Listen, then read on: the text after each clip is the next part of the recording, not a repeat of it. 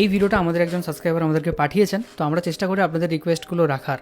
And আমাদের request অনুযায়ী আমরা সমস্ত ধরনের ভিডিওগুলোর উপর রিয়াকশন দিই, অ্যান্ড আমাদের যে নিজস্ব মতামত সেটাও কিন্তু আমরা শেয়ার করি। তো ইনি আগে কোন ধর্মে ছিলেন, তিনি কিভাবে মুসলিম ধর্মের ভুল ধরতে গিয়ে তিনি ইসলাম হলেন, তো সেটা চলুন দেখা যাক। ডক্টর জাকির নায়েক যেসব উত্তর দিতেন কোরআন হাদিস থেকে, মানে মানে আশ্চর্যজনক। এই সময় জানালা দিয়ে আমার মামাতো ভাই উঁকি মারতেছে, আমাকে বলছে তুই কি করছিস? আমি বলছি এই তো না, কিছু না, মাথা ব্যথা করছে তাই বসে আছি। আসসালামু আলাইকুম ওয়া রাহমাতুল্লাহি ওয়া বারাকাতু। আলহামদুলিল্লাহ, আল্লাহর কাছে লাখো শুকরিয়া যে আল্লাহ তাআলা আমাকে হেদায়েত দিয়েছেন। এই হেদায়েতের পথে আসার যে গল্প, ছোট একটা গল্প আমার আছে, সেই গল্পটা আপনাদের সঙ্গে আমি শেয়ার করতে চাই। তো আমার পূর্বের নাম ছিল শ্রী প্রহ্লাদ চন্দ্রশীল। আমার বাসা হচ্ছে রাজশাহী চাঁপাইনবাবগঞ্জ, নাচল থানা। আমার বাবার নাম হচ্ছে শ্রী প্রণয় চন্দ্রশীল, মাতা শ্রীমতী শোভারানী। যখন অনার্সে ভর্তি হই, এক সময় এই মতো অবস্থায় আমার এক বন্ধু আমাকে বলল যে বন্ধু, তোদের ধর্মতে অনেক ধরনের ভ্রান্তি কথা আছে, এগুলো আমি মানতে পারি না। তো আমি ভাবলাম যে আমার ধর্মে ভ্রান্তি কথা থাকবে, এটা তো হতেই পারে না। ওকে আমি আমার ধর্ম যে সত্য এই কথাটা বলবো, এক সময় তাকে প্রমাণ দেবো, এই কথা মনে মনে চিন্তা করলাম আর কি। আর ও আমাকে বলল যে তুই যদি বিশ্বাস না করিস তাহলে তোর হচ্ছে ইউটিউবে গিয়ে ডক্টর জাকির নায়েক লিখে সার্চ দিয়ে ওর ভিডিও তুই দেখতে পারিস। এক সময় ইউটিউবে স্ক্রলিং করতে করতে হঠাৎ একটা ভিডিও আসলো ডক্টর জাকির নায়েকের। ওইখান থেকেই আর কি আমার ওই জাকির নায়েকের ভিডিও দেখা শুরু। এর থেকে ইসলাম সম্বন্ধে জানা, আমি যে একটা ভুলের মধ্যে আছি এইটা একটা জানা। একটা সময় কি আগ্রহ নিয়ে আর কি রাত দিন ভিডিও দেখতে থাকি। আল ইমরানের 64 নম্বরে একটা আয়াত আছে, এসো সেই কথায় যা তোমাদের ও আমাদের মধ্যে এক। তো ডক্টর জাকির নায়েক দেখবেন মাঝে মাঝে যখন বিভিন্ন ধর্মের মধ্যে আলোচনা করে এই আয়াতটার উদ্ধৃতি দেয়। আমি খোঁজার চেষ্টা করলাম যে ইসলাম ধর্ম যে সত্য, হিন্দু ধর্ম বা অন্যান্য ধর্ম যে মিথ্যা, এটা কিভাবে আমি বুঝবো। তো এক সময় উনি ওনার একটা বক্তব্যে আমি জানতে পারলাম, সূরা ইখলাসে আছে কুল হু আল্লাহু আহাদ, বলো আল্লাহ এক ও অদ্বিতীয়। ঋগ্বেদে আছে একং ব্রহ্ম দ্বিতীয়ং নাস্তি নেহেনা নাস্তি কিংচং, সৃষ্টিকর্তা মাত্র একজনই, দ্বিতীয় কেউ নেই, কিঞ্চিত পরিমাণেও নেই। তখন আমার মাথায় চিন্তা আসলো যে সৃষ্টিকর্তা যে একজন, কিন্তু আমরা তো অনেক ধরনের মূর্তির পূজা করি, তাহলে এগুলো কোত্থেকে আসলো? অথচ বেদে আছে নাচ্চি কাচ্চি জাদিতা না জাদিপা নাস্তি প্রতিমা আস্তিক, সৃষ্টিকর্তার কোনো প্রতিকৃতি নেই, কোনো ছবি নেই, কোনো মূর্তি নেই, কোনো ফটোগ্রাফি নেই, কোনো আইডলস নেই। তাহলে আমরা কেন এই ভ্রান্তিক বিষয়গুলো নিয়ে পড়ে থাকবো? আমার চিন্তা ভাবনা শুরু হলো। আরও জানলাম হিন্দু ধর্মের কল্কি অবতার নামে একটা বই আছে। ওই কল্কি অবতারে একটা শেষ অবতার যার নাম হবে নরসংসা। নরসংসা অর্থাৎ প্রশংসিত ব্যক্তি। প্রশংসিত ব্যক্তিকে আপনি যদি আরবিতে নিয়ে যান তাহলে হবে মোহাম্মদ। মোহাম্মদ অর্থ হচ্ছে প্রশংসিত ব্যক্তি।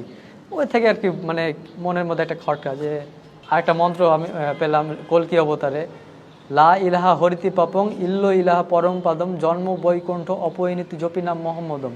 এখানে আল্লাহর কথা আছে, রাসূল সাল্লাল্লাহু আলাইহি সাল্লামের কথা আছে। তখন আর কি আমি পুরোপুরি শিওর হয়ে গেলাম। তারপরে আরও মন্ত্র আছে হতারমিন্দ্র মহাসুরেন্দ্র অল্লং জ্যেষ্ঠং শ্রেষ্ঠং পরমং ব্রহ্মং অল্ল রাসুল মোহাম্মদং অল্ল লাল লিখিতং। এই ধরনের এই মন্ত্রগুলোতে আর কি কল্কি অবতারে মোহাম্মদের, আমাদের যে নবী, শেষ নবী মোহাম্মদ সাল্লাল্লাহু আলাইহি সাল্লামের কথা আছে। এগুলো ধীরে ধীরে আমি বুঝতে পারলাম শুধু যে ইসলাম ধর্ম সত্য এই কথাটা যাচাই করিনি যে খ্রিস্টান ধর্ম কেন সত্য নয়, বৌদ্ধ ধর্ম কেন সত্য নয়। সবগুলো ধর্ম যাচাই করতাম। বিভিন্ন পাদ্রীরা প্রশ্ন করতো ডক্টর জাকির নায়েককে, বিভিন্ন ধর্মের যাজকরা আসে প্রশ্ন করতো যে ডক্টর জাকির নায়েক যেসব উত্তর দিতেন কোরআন হাদিস থেকে, আশ্চর্যজনক। ইসলাম ধর্ম যে সত্য এটা যে তিনি বুঝিয়েছেন, এই কথাটা এইটা আমার মাথায় গেঁথে গিয়েছিল। এরপরে আমি ইউটিউবে একটা চ্যানেল পেলাম হেদায়েতের পথে। এখানে গিয়ে এক আমার দিনী ভাই আব্দুর রহমান ভাইয়ের ওনার সাক্ষাৎকারটা আমি দেখলাম। আল্লাহর কসম, আল্লাহর কসম, এই ভিডিওটা দেখার পরে আমার এই মুহূর্তে ইসলাম ধর্ম গ্রহণ করতে হবে এরকম একটা চিন্তা ভাবনা আর কি। ওনার নাম্বারটা নিলাম, নাম্বারটা নিয়ে ফোনে সেভ করে রাখলাম। তো তার পরের দিন আমি মাঠের মধ্যে গিয়ে ভাইকে ফোন দিলাম, মানে বাড়িতে থাকলে হয়তো কেউ জানবে বা আমার কথা শুনে হয়তো কেউ আমাকে বিভ্রান্ত করার চেষ্টা করবে। তো আমি ফোন দিলাম ভাইকে, ভাইয়ের সঙ্গে যোগাযোগ হলো। তো ভাই আমাকে একটা প্রশ্ন করেছিল যে তুমি যে ইসলামে আসবা, তুমি কি ইসলামের প্রতি ঠিক থাকতে পারবা? তো আমি আপনাকে মানে ওনাকে বলেছিলাম যে আপনার এই ইমানদীপ্ত সাক্ষাৎকার দেখলাম, এরপর আপনি যদি এত দূর পর্যন্ত আসতে পারেন তো আমি কেন পারবো না, আমিও তো একজন মানুষ। তো উনি বললো আচ্ছা ঠিক আছে। তারপরে ওনার কাছে আমি কলেমা শাহাদাত পড়লাম। ইসলাম ধর্ম গ্রহণ করার পরে প্রায় 3 মাস মতো বাসায় ছিলাম। হিন্দু থাকা অবস্থায় আমি প্রায় সব ধরনের পূজা করতাম, সব ধরনের উপাসনা পূজার বিভিন্ন কার্যকলাপে জড়িত থাকতাম। গ্রামের যত অনুষ্ঠান হতো মানে সবগুলোই আর কি পালন করার চেষ্টা করতাম, পালন করতামও। তো এই মতো অবস্থায় ইসলাম ধর্ম গ্রহণ করার পর আমি ওইগুলো থেকে ফিরে আসছি। একটা সময় পরিবার হয়তো হালকা বুঝতেছে যে একটা সময় এত কিছু পালন করতো এখন করে না, তো সন্দেহ করতো। তো একটা সময় হলো কি বাড়ি থেকে বলতো যে পূজা কর, আজকে সন্ধ্যার সময় তুই পূজা কর। তো জাস্ট মায়েরা হয়তো বাইরে কাজ করছে, আমি দরজা লাগাই দিয়ে পূজা না করে রুমের ভিতরে বসে থাকতাম। একটা সময় হতো কি আমাকে বলতো প্রসাদ খা, আমি প্রসাদটা মুখে নিয়ে হয়তো চিবাচ্ছি, বাসার বাইরে গিয়ে ফেলে আসলাম, আবার বাসার বাইরে থেকে অজু করে আসলাম। এভাবে আমার চলতে থাকে প্রায় 3টা মাস। একটা সময় দেখলাম যে আমার অজু করতেও যেন মানে খুব ভালো লাগছে। ওই সময় আমি মানে দিনের বেলা তো ওখানে নামাজ পড়ার কোনো সুযোগ নাই বাসায়, আর আমাদের মানে গ্রামটা হচ্ছে প্রায় অর্ধেক হিন্দু, ওখানে যে কারোর সঙ্গে শেয়ার করব সেই মানে সাহসটা পর্যন্ত আমি পাইনি। তো একটা সময় কি করতাম, বাসায় যখন সবাই ঘুমিয়ে যেত তখন আমি এশার নামাজটা অন্তত পড়তাম। তো এশার নামাজ পড়ার সময় মানে এত শান্তি লাগতো, এত ভালো লাগতো, আর কোনো কিছু মানে চিন্তার বাইরে ছিল। আমার রুমের জানালাটা খোলা আছে, আমি এশার নামাজ পড়ছি, এশার নামাজ তাসাউদের বৈঠকে বসে আছি, সালাম ফিরালাম। এই সময় জানালা দিয়ে আমার মামাতো ভাই উঁকি মারতেছে, আমাকে বলছে তুই কি করছিস? আমি বলছি এই তো না কিছু না, মাথা ব্যথা করছে তাই বসে আছি। তো মানে ও বলছে যে বসে আছিস তো এইভাবে বসে আছিস কেন? এইভাবে তো বসে থাকা মানে এটা মুসলিমরা বসে থাকে। তো ও জাস্ট সন্দেহ করলাম, ওকে সন্দেহ করলো কোনো রকমে। আমি ওকে বুঝালাম যে 3 মাস ছিলাম একমাত্র কারণ হচ্ছে আমার বোনের বিয়ে, কারণ আমি যে ইসলাম ধর্ম গ্রহণ করেছি এই কারণে যে আমার ফ্যামিলির ক্ষতি হয়ে যাবে, মানে এই কথাটা চিন্তা ভাবনা করতে আমার মানে কেমন যেন একটা লাগতো। তো ছিলাম, বোনের বিয়ে হলো। তারপর একটা সময় আবার মানে শয়তানের ধোঁকা যে তুই তো চলে যাবি, ফ্যামিলির একমাত্র ছেলে তুই, তুই যদি চলে যাস তোর বাবা মাকে কি খাওয়াবে, হ্যাঁ মানে এই ধরনের চিন্তা ভাবনা আসতো। কোথায় যাব আমার চিন্তা ভাবনা নাই, চিন্তা ভাবনা ছাড়াই বাসার থেকে বের হয়ে গেলাম। বাসার থেকে বের হয়ে প্রায় রাত্র 2টার দিকে আমি গাবতলীতে বাস থেকে নেমে মানে ফুটপাতে বসে আছি। তো এখন মনে হচ্ছে কোথায় যাব, কি করব, এই সব চিন্তা ভাবনা। দরকার যদি হয় সারাটা জীবন আমি রাস্তায় কাটিয়ে দিব, রাস্তায় কাটাবো, নামাজ পড়বো, হয়তো কোনো একটা কাজ করব ছোটোখাটো, দিন চলে যাবে ইনশাল্লাহ। তো হঠাৎ করে আমার একটা কথা মনে পড়লো যে নারায়ণগঞ্জে তো আব্দুর রহমান ভাই থাকেন, তো ওনার নাম্বারটা আছে, ফোন দিই ওনাকে। আমি জাস্ট ওনাকে ফোন দিলাম, উনি কোনো কথা ছাড়াই বলল যে সমস্যা নাই ভাই, আপনি আমার দিনী ভাই, আপনি আমার নিজের ভাইয়ের থেকেও এখন আপন, আপনি চলে আসেন। তো আমি নারায়ণগঞ্জে আসলাম। আমি যখন বাড়ি থেকে বের হয়ে আসি তখন মানে আমার চিন্তা ভাবনা হয়েছিল যে আমি বাড়ি থেকে বের হয়ে আসলে একটা না একটা কিছু ঘটবে, এই জন্যে আমি বাসা থেকে ফোন, সিম কিছুই নিয়ে আসিনি। ফোনে যত সিমে যত নাম্বার ছিল, যত contact number, Facebook, Messenger, WhatsApp, Twitter সব কিছু আনইনস্টল করে সেট ফরম্যাট মেরে আমার জন্যে যাতে কেউ মানে ক্ষতিতে না পারে, হয়তো আমার বাবা মা ভাববে যে আমার ওই বন্ধুটার জন্যে হয়তো আমি এই ইসলাম ধর্মে আসলাম, হয়তো ওনার ওই বন্ধুর ক্ষতি করবে। তারা ভাবলো যে কোনো মেয়ের জন্য হয়তো ইসলাম ধর্ম গ্রহণ করেছে, 5-6 দিন যাবে বা 2-4 মাস যাবে, ওর নিজের ভুলটা বুঝতে পারবে, আবার ফিরে আসবে। তারপরে বললো যে তোকে কেউ জোর করেছে কি না, বল, কোনো সমস্যা নাই, আমরা তোকে নিয়ে আসছি। একটা সময় ওরাও আস্তে আস্তে বুঝলো যে না এমনটা কিছু না। আমি যে বুঝতে পেরেছি যে ইসলাম ধর্ম, আল্লাহর প্রেরিত ইসলাম ধর্মটাই যে সত্য। আল্লাহ যেরকম বলেছে ইন্না দীনা ইনদাল্লাহিল ইসলাম, আল্লাহর কাছে একমাত্র মনোনীত ধর্মই হচ্ছে ইসলাম। তারপরে তারা আস্তে আস্তে বুঝতে পারলো যে আমি মানে কোনো কোনো কিছু পাওয়ার লোভে আর কি ইসলাম ধর্ম গ্রহণ করিনি। এরপরে আর কি তাদের সঙ্গে যোগাযোগ খুব মানে হয় না, তারাও আর যোগাযোগ করে না, এইভাবেই চলছে আর কি দিন। আত্মীয়রা ফোন দিত, যে বোঝাতো, সম্পত্তির লোভ দেখাতো। মামারা ফোন দিয়ে বলতো যে তোর তো এত সম্পত্তি, তোর বোনকে দিয়ে দিবে, এই করবে সেই করবে। আমি বলছি আমার বোনই তো পাচ্ছে, আর তো কেউ পাচ্ছে না। তো আমার বোন পাচ্ছে, তো আমার মানে এত কি আছে, আমার বোনকে দিচ্ছে, ভালো কথা। তো আমি বোন মানে একটা সময় ফ্যামিলিতে প্রস্তাব দিয়েছিলাম প্রথম দিকে, যে তোমরা যদি মেনে নাও যে আমি আমার ধর্ম পালন করব, তোমরা তোমাদের ধর্ম পালন করবা, তাহলে আমি বাসায় আসি। তো ওরা বললো যে না, আমাদের বাসায় আসতে হলে তোকে আবার পূর্বের অবস্থায় আসতে হবে, হিন্দু হয়ে। আমি এইসব বিষয়ে গুরুত্ব দিইনি, আমি দিনের পথে টিকে আছি, আল্লাহর অশেষ রহমত। সত্যের পথে আসলে, দিনের পথে আসলে মা বাবা ভাই বোন আত্মীয় পরিজন সবাই পর হয়ে যায়, একমাত্র যারা দিন বুঝে তারাই আপন হয়। তো তারা হয়তো মন খারাপ করে, রাগে ক্ষোভে আছে, কিন্তু আমার সঙ্গে যোগাযোগ করার চেষ্টাও করে না, আজ পর্যন্ত কোনো ফোন দেয়নি। আমি হয়তো তাদের কাছে ইসলাম পৌঁছে দিতে চেষ্টা করছি। ইনশাল্লাহ আপনারা সবাই দোয়া করবেন, তারা যাতে এই সত্যের পথে আসতে পারে, আল্লাহ যাতে তাদের হেদায়েত দেয়। আমি যখন ইসলাম ধর্ম গ্রহণ করি তখন আমার মানে এলাকার মুসলমানদের প্রতি আমার একটা ক্ষোভ ছিল। ক্ষোভটা ছিল এইটা যে আমি যে হিন্দু, আমাকে দাওয়াত দেয়নি কেন এতদিন পর্যন্ত। তো এই যে আমার একটা ক্ষোভ, এই ক্ষোভ থেকে আমি এখন দাওয়াতি কাজ শিখছি। আমাদের প্রত্যেকটা মুসলমানের উচিত প্রত্যেকটা ঘরে, প্রত্যেকটা অমুসলিমের কাছে এই দাওয়াতটা পৌঁছে দেওয়া। এটা আমার দায়িত্ব, এটা আমাদের কর্তব্য। আমরা এই বিশ্বে তাকালে দেখতে পারবো বিভিন্ন দেশে আমাদের এই মুসলমানদের যেভাবে নির্যাতন করা হচ্ছে, এই নির্যাতন একমাত্র ঠেকাতে পারে এই দাওয়াত। আমাদের দাওয়াত সর্বস্তরে পৌঁছে দিতে হবে। এই বিষয় নিয়ে আমাদের প্রত্যেকের কাজ করা উচিত। যে যেখানে আছে যতটুকু পারি আমরা এই দাওয়াতটাকে আমরা পৌঁছে দেবো ইনশাল্লাহ। এই ভিডিও দেখলাম যে এই ভাই তিনি হিন্দু ধর্মে ছিলেন এবং তিনি আগে বিভিন্ন পুজো পাঠ করতেন, বিভিন্ন দেবতার উপাসনা করতেন এবং তারপর তিনি তার ইসলাম ধর্ম কিন্তু গ্রহণ করেন। তিনি ডক্টর জাকির নায়েকের কথাবার্তা শোনেন এবং সেখান থেকে আকৃষ্ট হন।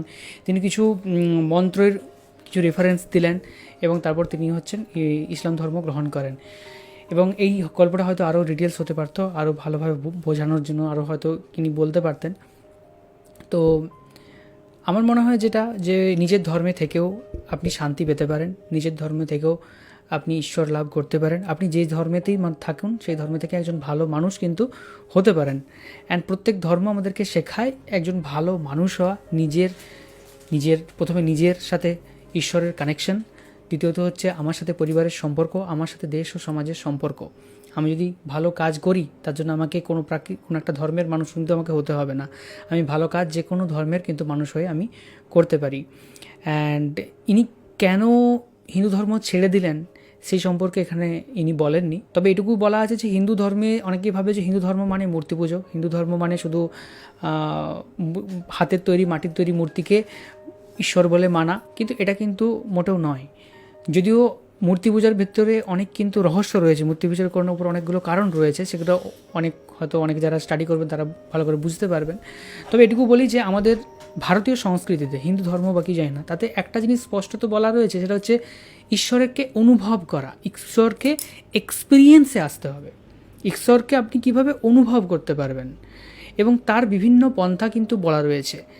অ্যান্ড আমার মনে হয় এই ভাই যদি ঈশ্বরকে অনুভব কিভাবে করব সেই দিকে যদি ধাবিত হতো, তাহলে ঈশ্বর যে আলাদা আলাদা বা সব ঈশ্বরের মধ্যে যে সেই একই ঈশ্বর, একই সত্তা আছে যা পৃথিবীতে কে চালাচ্ছে, অ্যাকচুয়ালি যে এই ঈশ্বর বা আল্লাহ এই দুটোর মধ্যে কোনো তফাৎ নেই, সেটা কিন্তু তিনি অনুভব করতে পারতেন, বিশ্বাস নয় অনুভব করতে পারতেন। তোমার কি মনে হয়? হ্যাঁ, আমার দেখে যতদূর মনে হলো, আমার মনে হলো ঘুম থেকে ওঠো। হ্যাঁ, ঘুম থেকে উঠেছি। আমার মনে হলো যে এখানে উনি ইসলাম ধর্মকে সত্য মনে করছেন, তার জন্য ইসলাম ধর্মের পথে গেছেন হিন্দু ধর্ম ছেড়ে দিয়ে। সেটা ঠিক নয়। আসল হচ্ছে যে ধর্মেই থাকুন না কেন, আসল হচ্ছে মনের শান্তি। তা না হলে আপনি যে ধর্মেই যান সেখানে গিয়েও শান্তি পাবেন না। আর নিজেদের ধর্ম ছেড়ে যাওয়াটাও উচিত নয়, কারণ নিজেদের বাবা মা আছে, তাদের পরিবারের লোকজন আছে। যখন এক ধর্ম ছেড়ে আরেক ধর্মে আপনি চলে যাবেন তখন তাদের প্রচুর কষ্ট হবে। সেই সব ধর্ম ত্যাগ করার কোনো প্রয়োজন নেই। যে ধর্মেই হন, আসল হচ্ছে মনের শান্তি। মন থেকে আপনি যদি ঈশ্বরকে প্রার্থনা করেন বা ঈশ্বর খোদা, সে যে কোনো নামেই ডাকি না, সে যে নামেই আমরা ডাকি, তিনি হচ্ছে একজনেই। আসল মনের শান্তি, মনের শান্তি দিয়ে যদি আপনি সমস্ত কিছু অনুভব করেন, নিজের ধর্মে থেকেও তাও সব কিছু করা যায়। এটা দেখে আমার একটু খারাপ লাগলো যে সে তার পরিবারের লোকজনদের ছেড়ে চলে গেছে। তাদের পরিবারের লোকজন কত চিন্তা করছে যে হঠাৎ করে এরকম কেন ছেড়ে চলে গেল। এত সব কিছু করার প্রয়োজনেই নেই। যদি কেউ ধর্মটা ভালো করে বোঝে, যদি হিন্দুরা যারা তারা যদি গীতা পড়েন, তারপরে যারা মুসলিমরা তো মুসলিমদের তারা যেগুলো পড়েন কোরআন, সেই কথাগুলোর যেগুলো লেখা আছে, মানে মূল যেগুলো লাইন, সেগুলো যদি কেউ পড়ে অন্তর দিয়ে, তাহলে সেখানে কোনো কিছুতেই লেখা নেই যে শান্তির জন্যে তুমি ধর্ম ত্যাগ করো। সেখানেও লেখা আছে যে তুমি যদি হিন্দু হও, তুমি ঈশ্বরকে অনুসরণ করো, ঈশ্বরের যে সমস্ত ভালো কাজগুলো বলেছেন, যে ভালো মানে কর্ম, সেগুলো করে যাও, তাহলেই তুমি শান্তি পাবে আর তাহলে তোমার একটা ভালো জায়গা হবে। সেরকম মুসলিমদেরও তাদেরও অবশ্যই আছে যে তুমি ভালো কাজ করো, তাহলে তুমি একটা ভালো জায়গায় যেয়ে পৌঁছাবে। আমার যেটুকু বলা সেটা হচ্ছে যে শান্তির জন্য ধর্ম ত্যাগ করার কোনো প্রয়োজন নেই।